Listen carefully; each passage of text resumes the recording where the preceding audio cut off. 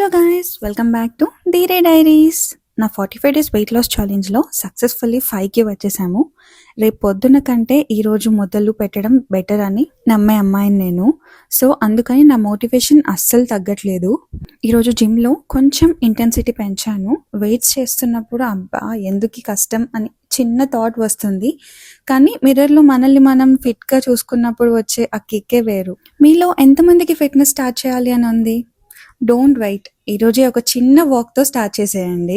జిమ్కి రావడం అంటే కేవలం వెయిట్ తగ్గడం మాత్రమే కాదు, మనకి ఒక డిసిప్లైన్ వస్తుంది. కార్డియో చేస్తున్నప్పుడు నేను నా ఫేవరెట్ మ్యూజిక్ వింటూ ఎంజాయ్ చేస్తాను. మీకు వర్కౌట్ చేస్తున్నప్పుడు ఏం వినాలి అని ఇష్టం?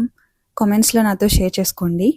అండ్ ఈ వెయిట్ లాస్ జర్నీలో ప్రతి చిన్న స్టెప్ కూడా కౌంట్ అవుతుంది. ఇవాళ నేను చేస్తున్న ఈ కష్టం రేపు నన్ను ఇంకా హెల్తీగా ఉంచుతుంది అని నేను నమ్ముతున్నాను. Let's stay strong together. Gym session అంతా ఫినిష్ చేసి అలా బయటకు వచ్చా. జిమ్లో వర్కౌట్ ఒక ఎత్తు అయితే న్యాచురల్ ఎయిర్లో వాక్ చేయడం ఇంకా ప్రశాంతంగా ఉంటుంది కదా. And main thing, be careful about hydration. రోజుకి ఖచ్చితంగా 3 to 4 లీటర్స్ వాటర్ తాగడానికి ట్రై చేయండి. Day 5 done and rested. నేను అయితే చాలా ప్రౌడ్గా ఫీల్ అవుతున్నాను. Consistency is not about being perfect, it's about not giving up. Workout తర్వాత ఒక బనానా తింటూ ఈరోజు డేని హ్యాపీగా ఎండ్ చేస్తున్నాను. ఈ జర్నీలో నన్ను మోటివేట్ చేస్తున్న ప్రతి ఒక్కరికి బిగ్ థ్యాంక్స్. వీడియో నచ్చితే ధీరే డైరీస్ని సబ్స్క్రైబ్ చేసుకోండి. డే 6లో కలుద్దాం. బాయ్.